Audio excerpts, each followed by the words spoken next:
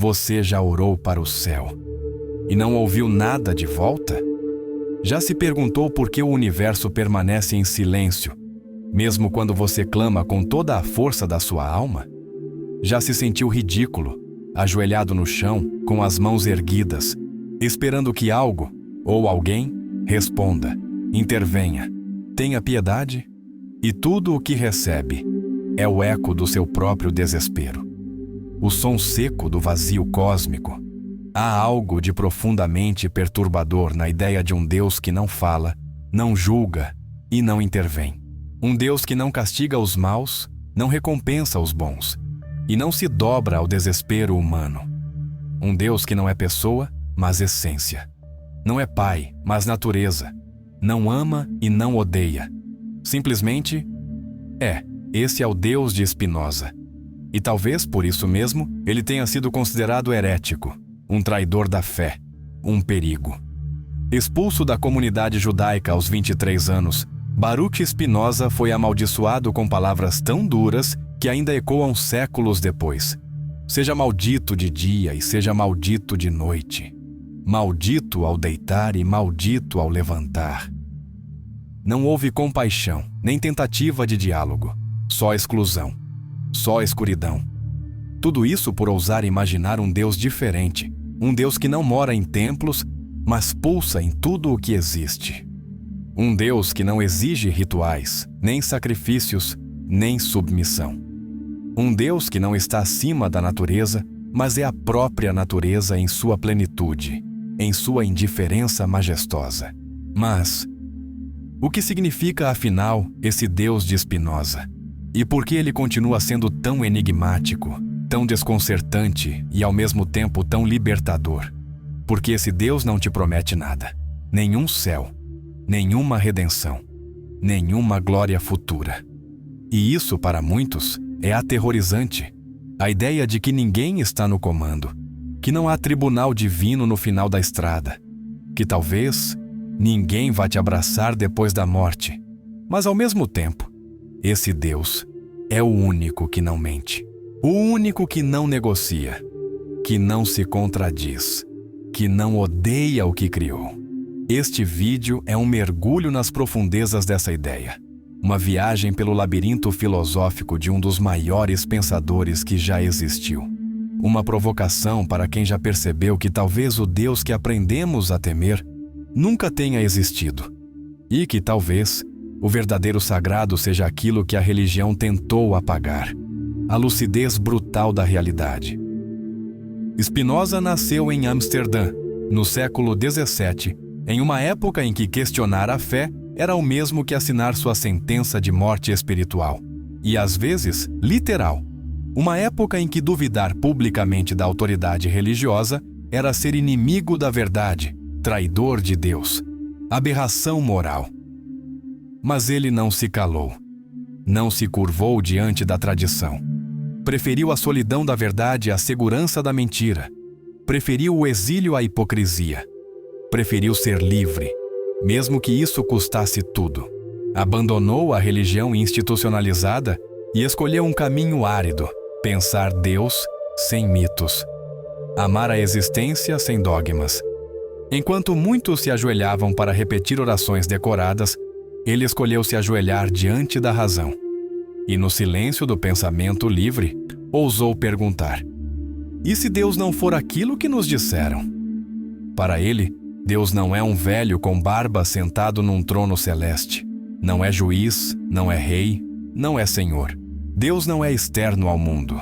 Deus é o próprio mundo. Não há separação entre Criador e criação. Tudo é uma coisa só. Deus sive natura, escreveu. Deus ou a natureza. Mas essa frase, aparentemente simples, carrega uma bomba filosófica. Porque se tudo é Deus, então nada está fora de Deus. Nenhuma dor, nenhuma injustiça, nenhuma tragédia pode ser excluída da equação divina. Tudo o que existe, desde o movimento dos planetas até a lágrima que escorre no seu rosto agora, é expressão de Deus. Mas isso não significa que Deus está preocupado com você. Isso significa que você é parte de Deus, que você não está sendo observado, Você é o próprio olhar do universo sobre si mesmo. E é aqui que o drama começa. Porque, ao contrário da fé tradicional, o Deus de Spinoza não responde às nossas súplicas. Ele não livra ninguém do sofrimento. Ele não intervém nos acidentes, não impede a morte, não afasta as tragédias. Ele não faz milagres. Ele não pune pecadores, nem recompensa devotos. E ainda assim, é Ele quem está presente em tudo isso. O câncer que destrói, o abraço que consola, o pôr do sol que emociona e o tiro que mata. Todos são expressões da mesma divindade. Deus não está lá em cima, está aqui, agora, até nas coisas que você gostaria que Ele nunca tivesse permitido. Esse Deus não salva, esse Deus revela. Não existe para te agradar, existe para te despertar. E talvez seja esse o maior milagre, perceber que você sempre esteve dentro dele. Albert Einstein, o homem que desvendou os segredos do tempo e do espaço, declarou certa vez: "Eu acredito no Deus de Spinoza, que se revela na harmonia do que existe, não em um Deus que se preocupa com destinos e ações dos homens." Para Einstein, o universo era tão profundamente racional, tão matematicamente belo, que só poderia ser obra de algo infinitamente mais profundo do que uma figura antropomórfica. Ele não acreditava num Deus que interferia, mas num Deus que criava leis tão perfeitas que nem precisava interferir. Assim como Spinoza, Einstein via Deus na estrutura da realidade. E talvez seja isso que mais assusta. Um Deus que não erra, mas também não explica. Um Deus que não pune, mas também não consola. Um Deus que não te abraça quando você está quebrado, mas que te construiu para se recompor. E é aqui que a maioria desiste. Porque somos ensinados a esperar milagres, não a compreendê-los, a suplicar por respostas, não a buscá-las, a chorar por redenção, em vez de assumir a responsabilidade pela nossa dor. Um Deus silencioso incomoda. Um Deus indiferente fere. E um Deus que se esconde nas equações, em vez de nas orações, parece uma traição. Mas talvez a maior tragédia seja essa. Não é que Deus não esteja olhando, é que Ele nunca prometeu olhar. Criamos ao longo dos séculos a fantasia de um Pai Celestial atento e amoroso, e nos esquecemos que a natureza é brutal, indiferente, lógica até o fim. As estrelas explodem, as crianças morrem, as civilizações colapsam, e nada acontece para impedir. E se a perfeição divina estiver justamente na ausência de misericórdia? E se a prova mais profunda de amor for a liberdade radical que nos foi dada, inclusive para fracassar, sofrer, enlouquecer? Einstein talvez tenha entendido isso cedo demais. O universo não é um berço, é um espelho. E Deus é o silêncio entre as batidas do nosso coração. Há algo de profundamente solitário nessa visão. Afinal, quem somos nós diante de um universo impessoal? De que adianta orar a uma entidade que não tem ouvidos? Como suportar a dor sem a promessa de um céu, sem a esperança de justiça eterna, sem o conforto de que tudo vai fazer sentido no final? É aqui que Spinoza propõe uma virada radical. Ele diz: e se o sentido não estiver no fim, mas no agora? E se Deus não for alguém que te observa de fora, mas sim a centelha que pulsa dentro de você? E se o seu sofrimento não for um erro, mas uma manifestação da própria perfeição do todo? Parece cruel, mas talvez seja libertador. Porque nesse paradigma, você não é uma marionete em um teatro divino. Você é parte da própria essência do universo. Você não sofre por vontade de um outro, mas porque a vida, real, crua, intensa, pulsa através de você. E isso muda tudo. Não há consolo fácil.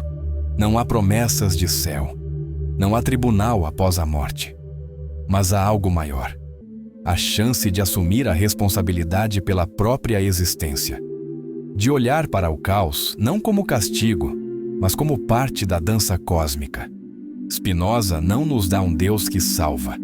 Ele nos oferece um Deus que é. e isso pode ser assustador. Mas também pode ser o primeiro passo para a verdadeira liberdade.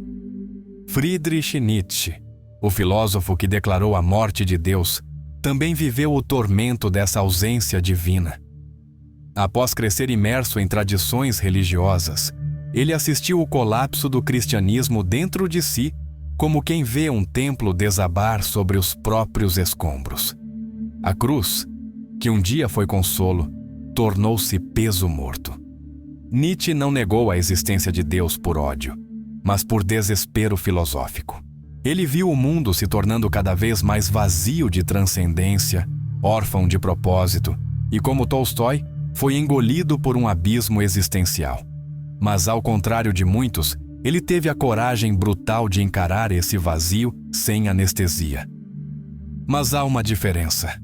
Nietzsche, mesmo mergulhado no niilismo, enxergava em Spinoza um aliado silencioso, um espírito que, séculos antes, já caminhava por esse mesmo deserto de sentido. Ele escreveu que jamais encontrou alguém que se aproximasse tanto de sua própria forma de pensar quanto aquele judeu solitário de Amsterdã. Ambos recusaram a ideia de um Deus moralista, feito à imagem da vaidade humana. Ambos rejeitaram a fé dogmática que recompensa a obediência cega e condena o questionamento. Ambos buscaram um sentido que brotasse da própria vida, não de recompensas futuras ou de mandamentos divinos. Nietzsche dizia: não há fatos, apenas interpretações. Spinoza responderia: tudo que existe é necessário. Dois homens feridos pela ausência do divino tradicional, mas que, em vez de se renderem ao vazio, escolheram reinventar a sacralidade. Não nas igrejas, não nas promessas de um paraíso pós-morte, mas na natureza, na existência bruta, no aqui e agora. Para eles, o milagre não era a salvação, era simplesmente existir e ter coragem de encontrar sentido em meio ao absurdo. Uma espiritualidade sem muletas, uma fé sem mentiras, uma vida sem véus. A verdade é que o Deus de Spinoza não vai te livrar da dor, mas vai te ensinar que ela também é sagrada. Não vai te anestesiar com promessas, nem te embriagar com ilusões de justiça cósmica. Vai te olhar em silêncio enquanto você sangra e sussurrar: isso também é vida. Não vai te prometer paraísos celestiais, mas vai te mostrar que a eternidade já está aqui, no detalhe, no instante, no milagre silencioso de existir. Na gota de chuva que cai e desaparece, no sopro que preenche os pulmões, no caos perfeito que pulsa em cada célula do universo. Esse Deus não age por vontade, age por essência, não castiga, não perdoa, não escolhe ninguém, porque tudo já está escolhido, tudo já é o que precisa ser. Não há moral, só movimento, não há céu ou inferno, só consequência. E entender isso não traz consolo, mas traz lucidez. E a lucidez, embora doa, é o primeiro passo da liberdade. O grande mistério, talvez, seja aceitar isso. Aceitar que o universo não gira em torno de nossas vontades, que a chuva não cai porque oramos, e que o sol não se esconde porque pecamos, que a morte chega, não como punição, mas como expressão da própria ordem cósmica. E que o verdadeiro milagre da vida não está em escapar da dor, mas em abraçá-la com consciência. Aceitar que não somos o centro de nada. E talvez nunca tenhamos sido. Que a vida pulsa indiferente aos nossos caprichos. E que o cosmos segue sua dança ancestral sem pedir nossa permissão. É duro engolir isso, porque fomos doutrinados a acreditar que tudo tem que nos servir, nos proteger, nos recompensar. Mas o universo não é um funcionário do nosso ego. Ele não deve nada a ninguém. É preciso coragem para isso. Coragem para parar de buscar um Deus que te escute e começar a escutar o Deus que já está em tudo. No barulho do vento, no silêncio de uma perda, no detalhe que ninguém vê.